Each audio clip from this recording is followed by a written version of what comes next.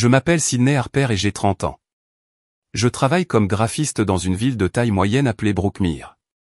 La vie avançait régulièrement, mais ce soir, c'était comme le début de quelque chose de bien plus grand. Je ne pouvais pas m'empêcher de sourire en regardant autour du restaurant faiblement éclairé.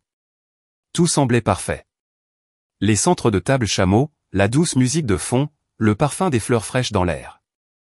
Ce soir, c'était notre fête de fiançailles, et après 4 ans de vie commune, Nathan et moi passions enfin à l'étape suivante. Dans seulement 4 mois, nous serions mariés. Nathan se tenait à côté de moi, grand et chaleureux comme toujours, sa main posée doucement sur le bas de mon dos. Je l'ai rencontré il y a 4 ans lorsqu'il a rejoint le service créatif de la société de marketing où je travaillais. Nous nous sommes entendus lors d'une retraite hors site de l'entreprise, et à partir de là, les choses se sont déroulées naturellement. Il était gentil, fiable et intelligent. Nous avions construit une vie basée sur le respect, la confiance et des objectifs partagés. Nos amis les plus proches et notre famille étaient réunis ici ce soir pour célébrer nos fiançailles. J'ai jeté un coup d'œil autour de la pièce et j'ai repéré de nombreux visages familiers qui me souriaient, des collègues de travail, d'anciens amis d'université, les parents de Nathan et même quelques cousins que je n'avais pas vus depuis un moment. Et bien sûr, ma propre famille était là ou du moins la plupart d'entre eux. Mes parents, Erika et Owen Harper, étaient assis à une table près du devant. Leur sourire semblait raide, presque forcé. Ma sœur cadette Chloé était là aussi, parcourant paresseusement son téléphone comme si elle avait été traînée ici contre sa volonté. Probablement son 3e téléphone cette année, connaissant son palmarès. Nous n'avons jamais été très proches et cette distance n'a fait que s'élargir avec le temps. Pourtant, j'ai mis de côté la tension gênante. Ce soir, il ne s'agissait pas d'ancienne dynamique familiale. Il s'agissait d'amour, d'engagement et du nouveau chapitre à venir. C'est du moins ce que je pensais. Erika se leva et tapota doucement son verre de vin avec une cuillère. Le son résonna dans la pièce et les conversations se calmèrent alors que tous les regards se tournèrent vers elle. Puis-je avoir l'attention de tout le monde, s'il vous plaît, dit-elle avec un sourire qui n'atteignit pas vraiment ses yeux. Tout d'abord, je tiens à féliciter ma magnifique fille Sydney et son merveilleux fiancé Nathan. J'espère que votre mariage est plein d'amour, de joie et de bonheur. Il y eut des applaudissements polis et une ronde de verres levés. Nathan me serra la main sous la table et je lui souris, reconnaissant. Mais ma mère reprit la parole, d'un ton soudain plus froid, plus délibéré. J'ai aussi une annonce importante à faire, dit-elle en posant son verre. Après en avoir discuté avec Owen, nous avons décidé de donner les 45 000 $ de fonds de mariage de Sydney à Chloé. La pièce devint complètement silencieuse. Je cligne des yeux, certain d'avoir mal entendu. Un léger rire s'échappa de mes lèvres alors que je regardais autour de moi, m'attendant à ce que quelqu'un d'autre rie avec moi. C'est drôle, maman, dis-je en essayant de garder un ton léger. Mais cet argent est à moi. Je ne le donnerai pas. Le sourire d'Erika s'effaça instantanément. Son expression se durcit, ses lèvres pincées en une fine ligne. Ce n'est pas une blague, Sydney, dit-elle sèchement. Ta sœur se marie quelques mois après toi et elle a plus besoin d'argent que toi. Une vague de chaleur me monta au visage. J'ai senti mon ventre se serrer. De quoi tu parles? C'est mon argent, maman. Papa et toi me l'avez donné. Il est sur mon compte personnel. Chérie, dit-elle, sa voix empreinte de calme forcé. Tu as un bon travail. Nathan aussi. Chloé et son fiancé ont des difficultés. Elle mérite aussi d'avoir un beau mariage. Mes mains ont commencé à trembler. Je me levai, essayant de me stabiliser. Nous avons déjà planifié notre mariage avec cet argent. Nous avons été prudents. Nous sommes intelligents avec cet argent. Nous voulons même en utiliser une partie pour un acompte sur une maison. Vous ne pouvez pas l'enlever. Chloé repoussa soudainement sa chaise et sauta sur ses pieds, renversant presque son verre. Ne sois pas si égoïste, Sydney, dit-elle sèchement. Tu aurais pu proposer de le partager il y a longtemps. Tu sais que j'en ai plus besoin que toi. Je me tournai vers elle, la mâchoire serrée. Il ne s'agit pas de besoin, Chloé. Il s'agit de ce qui est bien. J'ai planifié à l'avance. Vous avez dépensé votre propre fonds et maintenant vous vous attendez à ce que je vous cède le mien. Elle vit simplement, a aboyé ma mère. Elle n'a pas grand-chose et son fiancé fait de son mieux. Tu as toujours eu plus. J'ai toujours travaillé plus dur, répliquai-je en croisant les bras sur ma poitrine. Je respecte les règles. J'ai économisé. J'ai planifié. Peu m'importe la façon dont vous le faites tourner, je ne vous donne pas mon argent. Le visage d'Erika devint cramoisi. La tension dans la salle est devenue insupportable. Nathan posa doucement une main sur mon bras, essayant de me calmer, mais je ne reculais pas. Puis, dans un moment qui semblait durer une éternité, ma mère s'est avancée et m'a giflé violemment au visage. Le son résonna dans le restaurant comme un claquement de fouet. Ma tête pencha sur le côté. Mes joues me piquaient et mes yeux se remplissaient immédiatement, pas seulement à cause de la douleur, mais aussi à cause du choc. La pièce devint complètement silencieuse. Personne n'a bougé. Même Chloé avait l'air abasourdi. J'ai lentement tourné mon visage vers ma mère, ma voix basse mais ferme. Tu ne peux pas me frapper juste parce que j'ai dit non. Une forte inspiration vint de quelqu'un à une table voisine. Puis je l'ai entendu. La voix douce d'un serveur près du bar parlant dans un téléphone. Oui, bonjour. Je dois signaler une agression. Cela s'est produit tout à l'heure au Béastro d'Alden. En quelques minutes, le bruit des sirènes se fit entendre à l'approche du restaurant. Les invités sont restés silencieux, beaucoup d'entre eux me lançant des regards furtifs, tandis que d'autres regardaient maladroitement leurs assiettes, ne sachant pas comment réagir. Je restais silencieux, absorbant toujours le choc de ce qui venait de se passer. Ma joue me faisait mal, mais c'était la douleur émotionnelle qui frappait plus fort. Nathan se tenait à côté de moi, la mâchoire tendue, tandis que mon père écartait silencieusement Erika, essayant de la calmer. Quelques instants plus tard, 2 policiers en uniforme sont entrés dans le restaurant. L'un d'eux s'est approché de notre table et m'a demandé si c'était moi qui avais été agressé. J'ai hoché doucement la tête, confirmant ce qui s'était passé. Un serveur voisin s'est avancé et a raconté la gifle, expliquant comment Erika m'avait frappé à la vue des invités. Erika a tenté de se défendre, insistant sur le fait qu'il s'agissait simplement d'une affaire de famille, mais le policier l'a calmement informé que l'agression publique, quelle que soit la relation, constituait une infraction pénale. Les policiers m'ont demandé si je voulais porter plainte. Mon cœur battait à tout rompre dans ma poitrine, mais ma voix était ferme. Oui, je le fais. Ils ont arrêté Erika dans le restaurant. Alors que les policiers la faisaient sortir menottée, j'ai remarqué que Chloé me regardait avec incrédulité, comme si j'étais le méchant parce que je me défendais simplement.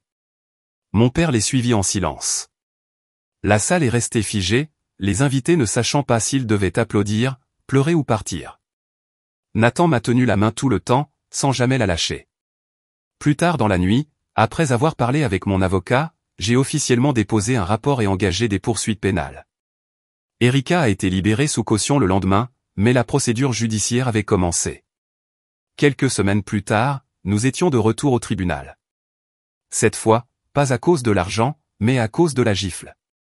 Erika s'est tenue devant le juge, qui a examiné les déclarations des témoins et les images de sécurité du restaurant. La preuve était indéniable.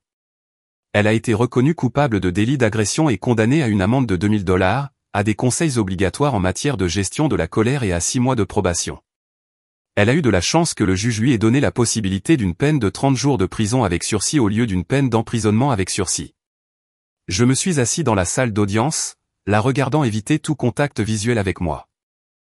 Et lorsque le juge m'a demandé si j'avais quelque chose à dire, je me suis levé, j'ai croisé le regard de ma mère et j'ai dit clairement, je ne m'attendais pas à cela de ma mère, mais personne n'est au-dessus des lois. Une fois que le drame de la salle d'audience s'est estompé, j'ai pensé que les choses pourraient se calmer, mais j'avais tort.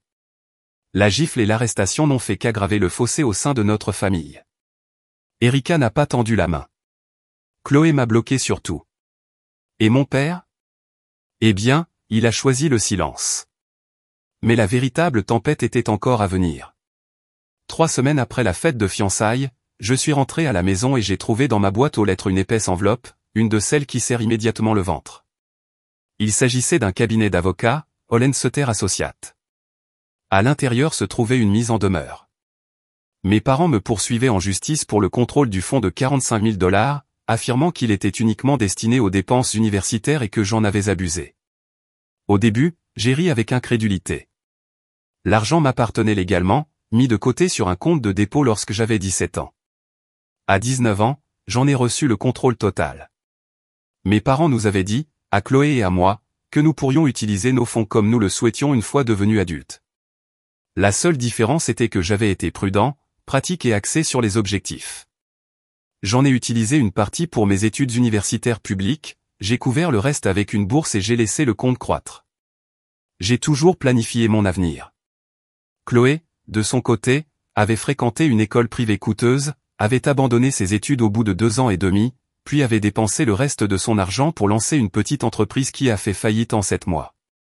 Elle a dépensé toutes ses économies en stratégie de marque, en une séance photo hors de prix et même en une soirée de lancement mettant en vedette des influenceurs loués. Quand l'édifice s'est effondré, il ne lui restait plus qu'une voiture de luxe qu'elle avait achetée impulsivement, persuadée qu'elle réussirait. Et maintenant, comme son argent n'était plus disponible, elle et mes parents voulaient le mien. J'ai embauché une avocate avisée, calme et confiante nommée Brianna Lane. Après avoir examiné mes documents, elle m'a regardé et m'a dit, ils n'ont pas de dossier. Le compte vous a été offert. Il n'y a aucune restriction sur la façon dont vous l'utilisez. Toute mention d'un accord verbal ne tiendra pas devant le tribunal. J'acquiesçai, soulagé mais aussi en colère. Alors pourquoi subir tout ça? J'ai demandé. Brianna haussa les épaules. Parce que certaines personnes préfèrent vous rabaisser plutôt que d'admettre qu'elles ont commis des erreurs, surtout lorsqu'elles protègent quelqu'un d'autre. Et c'est ainsi que j'ai réalisé à quoi j'étais réellement confronté. Pas seulement une affaire juridique, mais une vie de favoritisme, de déni et de déséquilibre. Ma mère n'essayait pas seulement de prendre mon argent. Elle essayait de couvrir l'échec de Chloé en me faisant payer. Les mois qui ont suivi ont été parmi les plus épuisants de ma vie. L'affaire judiciaire a tout consommé, mon temps, mon énergie, même ma concentration au travail. Il y a eu des courriels, des documents, des demandes d'enquête préalables et de multiples audiences préliminaires. Chaque fois que j'entrais dans la salle d'audience et que je voyais mes parents assis à côté de Chloé, tous évitant mon regard, cela me rappelait qu'il ne s'agissait pas simplement d'un procès. C'était une trahison. Chloé avait l'air suffisante lors des audiences, clairement convaincue qu'elle repartirait d'une manière ou d'une autre avec l'argent que j'avais passé des années à protéger. Au cours d'une séance particulièrement tendue, elle a pris le. Mon avocat s'est levé et lui a demandé clairement, « Avez-vous utilisé tous vos fonds uniquement pour vos dépenses universitaires ?» Chloé hésita. « Eh bien, pas tout, marmonna-t-elle. Brianna hocha la tête. « En fait, vous avez abandonné vos études et utilisé le montant restant pour votre propre entreprise et une voiture de luxe, n'est-ce pas ?» Le visage de Chloé se crispa. « Ce n'est pas pertinent. » Mais c'était très pertinent. Brianna a poursuivi, « Donc, s'il y avait des conditions soi-disant strictes sur cet argent, pourquoi avez-vous été autorisé à l'utiliser à des fins non éducatives sans objection ?» Chloé n'avait pas de réponse. Je me suis assis tranquillement, le cœur battant mais stable pendant que la salle d'audience écoutait. Tout était en train d'être révélé à présent, le favoritisme de mes parents, l'irresponsabilité de Chloé, leur tentative de dissimuler ses échecs en me punissant. En dehors de la salle d'audience, Nathan restait mon point d'ancrage. Il est venu à chaque audience, m'a tenu la main à chaque revers et m'a rappelé encore et encore que rester sur mes positions comptait. Mais ce n'était pas facile. Entre frais juridiques et épuisement émotionnel, j'avais l'impression que tout ce que j'avais prévu pour mon mariage était supprimé. Nous avons dû retarder certaines parties de notre planification. J'ai perdu le sommeil. Je pleurais parfois au milieu de la nuit, parfois entre 2 réunions de travail. Mais je n'ai jamais abandonné. Je savais que ce combat n'était pas qu'une question d'argent. Il s'agissait d'être vu, respecté et, pour une fois, de demander des comptes à ma famille. Juste au moment où je pensais que les choses ne pouvaient pas empirer, c'est arrivé. J'étais chez moi en train d'examiner une liste de prestataires de mariage lorsque mon téléphone a sonné avec un appel de ma cousine, Mélissa. « Sydney, je voulais juste te dire que je suis désolée pour l'annulation du mariage », a-t-elle déclaré avec sympathie. Mon cœur manqua un battement. « De quoi tu parles ? Le mariage a toujours lieu. » Il y eut une pause. « Ta mère m'a appelé la semaine dernière. Elle m'a dit que Nathan et toi aviez rompu parce qu'il vous avait trompé. » Ma mâchoire est tombée. Dans l'heure qui a suivi, j'ai reçu 3 autres appels d'amis confus et de parents éloignés, me demandant tous pourquoi le mariage avait été annulé. Quelqu'un avait même envoyé de faux emails censés provenir de moi, disant que l'événement avait été annulé. J'ai vérifié mes emails et n'ai rien trouvé dans mon dossier d'envoi, ce qui signifie que quelqu'un avait créé un faux compte pour me faire passer pour moi. J'étais abasourdi. Mon esprit s'est immédiatement tourné vers Chloé. Je n'en avais aucune preuve, mais la tendance était claire. Le sabotage ne s'arrêtait pas aux poursuites judiciaires. C'était devenu personnel. J'ai appelé tante Mara, la sœur de ma mère et l'une des rares personnes de ma famille à ne pas avoir pris parti. J'étais sur le point de t'appeler, dit-elle avec un soupir. Ta mère dit aux gens que tu mens à propos de Nathan, que tu es instable et que le mariage n'était jamais censé avoir lieu. Je m'appuyais contre le mur, épuisé. Pourquoi fait-elle ça? J'ai demandé. Parce qu'elle protège Chloé, répondit gentiment tante Marlowe. Elle l'a toujours protégée, même quand elle ne le méritait pas. J'aime Chloé, mais ta mère le lui permet. Et maintenant, elle te traîne dans la boue pour lui donner une meilleure apparence. La trahison a été plus profonde que n'importe quel témoignage en salle d'audience ne le pourrait jamais. Ma propre mère essayait de ruiner ma réputation pour gagner de la sympathie pour ma sœur. Nathan est entré ce soir-là et a immédiatement remarqué mon visage. Qu'est-ce qui ne va pas? Il a demandé. Je lui ai montré des captures d'écran des faux emails et lui ai raconté ce que Mélissa avait dit. Il était furieux mais pas surpris. Ta sœur vient de me contacter aussi, ajouta-t-il sombrement. Elle a dit qu'elle avait la preuve que tu me trompais. Elle a envoyé des photos. Je l'ai regardé avec horreur. Il a sorti son téléphone et m'a montré plusieurs images mal retouchées, clairement retouchées, d'une femme avec mon visage collé sur un autre corps debout à côté d'un homme au hasard. C'était ridiculement mauvais mais profondément bouleversant. Nathan secoua la tête. Bien sûr, je n'y croyais pas, mais mes parents les ont vus aussi. Votre famille essaie de détruire tout ce que nous construisons. C'est alors que nous avons décidé d'agir. Nous avons engagé des services de sécurité professionnels pour le mariage et soumis des photos d'Erika, Owen et Chloé, indiquant qu'aucun d'entre eux ne devait être autorisé à entrer. Je détestais qu'on en arrive là, mais je n'allais pas les laisser gâcher quoi que ce soit d'autre. Le matin du mariage, je me suis réveillé avec un étrange mélange d'excitation et d'effroi. Nathan et moi avions choisi un magnifique lieu extérieur juste à l'extérieur de Brookmere. Rien d'extravagant mais élégant et personnel. Des chaises blanches bordaient le jardin herbeux, toutes face à une arche en bois enveloppée de fleurs fraîches. Je me tenais dans la suite nuptiale dans ma robe, ajustant mon voile alors que les invités commençaient à arriver. Mon estomac se tordait de nervosité, non pas à cause des vœux mais à cause de ce que je savais pouvoir encore arriver.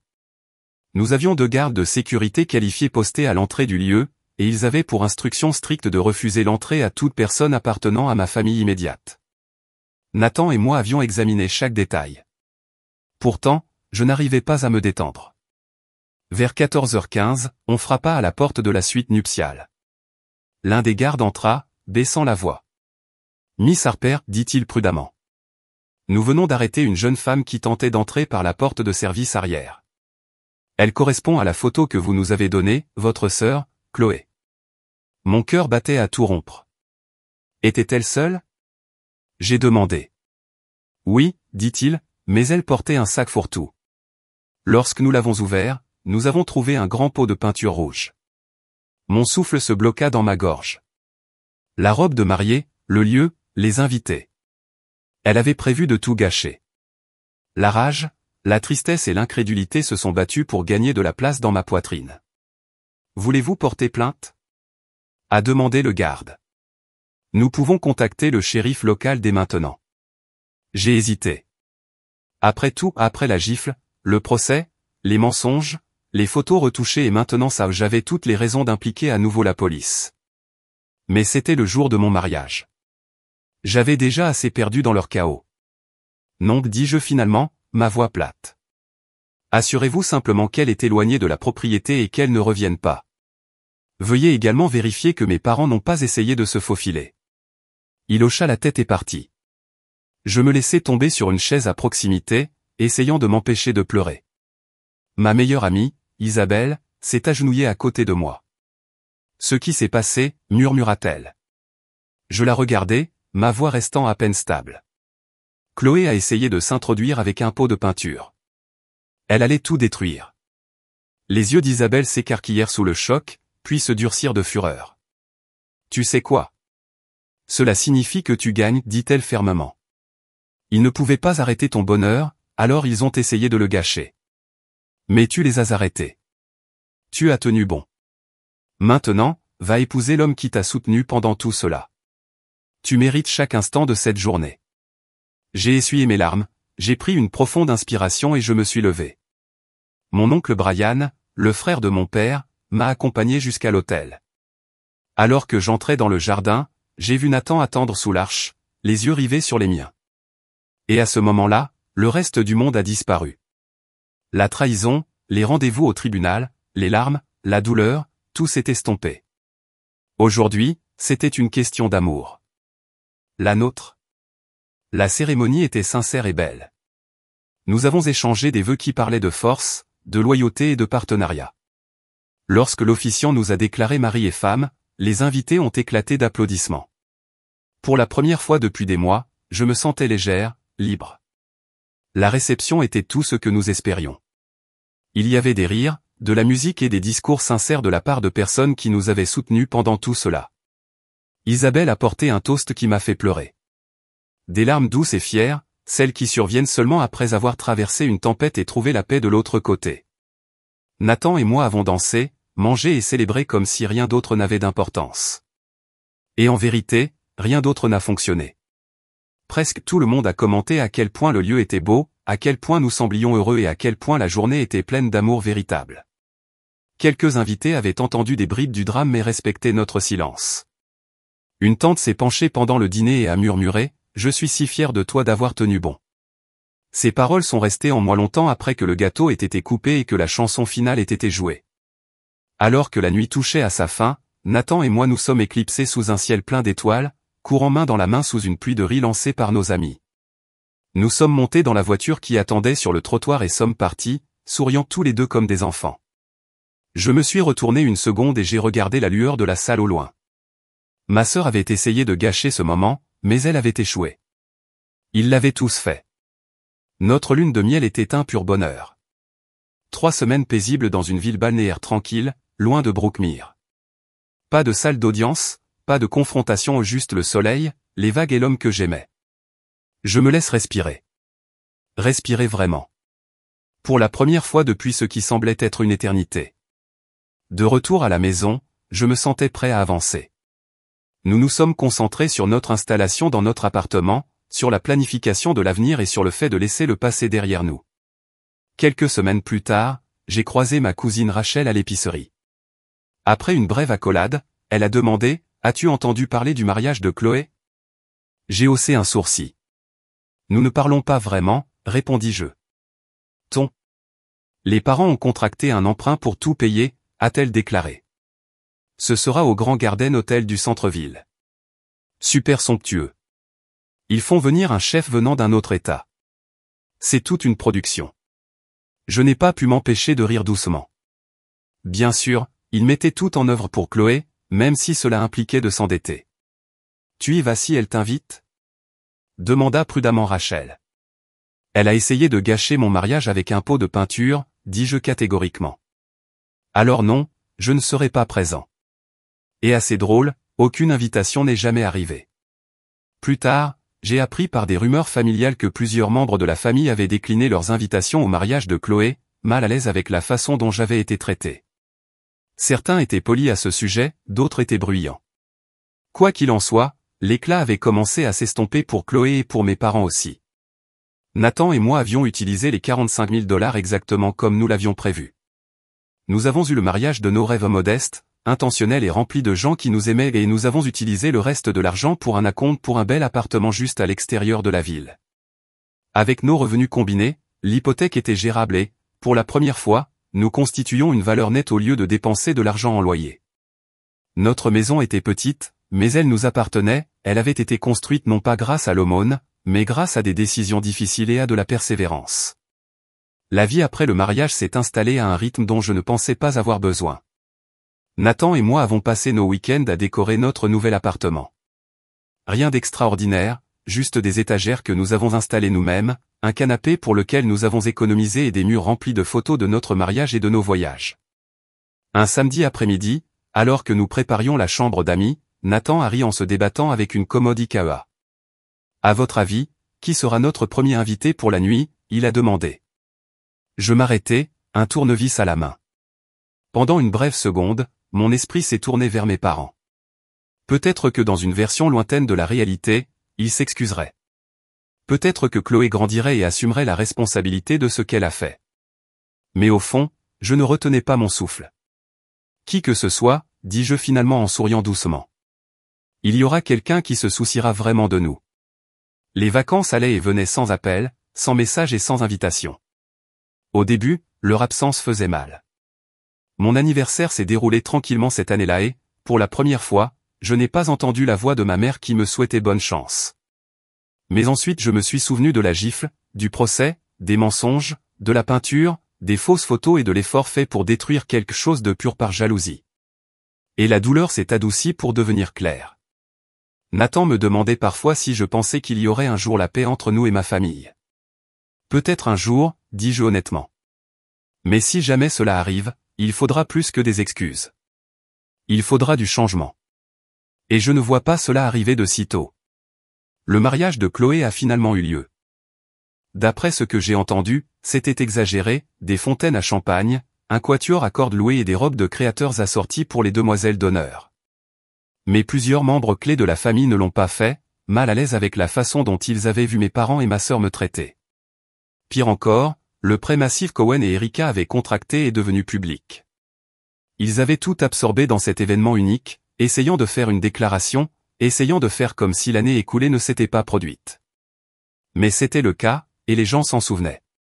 Au fur et à mesure que Nathan et moi avons grandi dans notre mariage, j'ai réalisé quelque chose de profond, la famille ne se limite pas aux personnes qui partagent votre sang. Ce sont les gens qui soutiennent vos limites, qui célèbrent vos victoires et qui respectent votre paix. J'avais perdu beaucoup, certes, mais j'avais gagné un foyer, un mari qui m'a soutenu à travers tout, ainsi que des amis et des parents élargis qui ont vu la vérité et qui n'ont jamais hésité. Et surtout, j'avais toujours moi-même. Je ne me suis pas effondré. Je n'ai pas cédé. J'ai protégé ce que j'avais construit, non par cupidité mais par dignité. Le fonds de 45 000 $ nous a aidés à acheter un avenir, une maison et la stabilité. Mais ce que cela nous a réellement apporté, c'est la liberté. Absence de manipulation. Libération de la culpabilité. Se libérer d'une famille qui croyait que l'amour était conditionné à l'obéissance. Je me suis défendu et j'ai gagné. Pas seulement au tribunal, mais dans la vie. Merci d'avoir regardé cette histoire puissante. Si vous l'avez trouvé émouvant ou pertinent, n'oubliez pas d'aimer la vidéo pour montrer votre soutien. Partagez vos réflexions dans les commentaires. Nous aimerions avoir de vos nouvelles. Et si vous aimez les histoires inspirées de la vie réelle, avec des émotions fortes et des fins satisfaisantes, assurez-vous de vous abonner à la chaîne pour ne jamais manquer une nouvelle mise en ligne.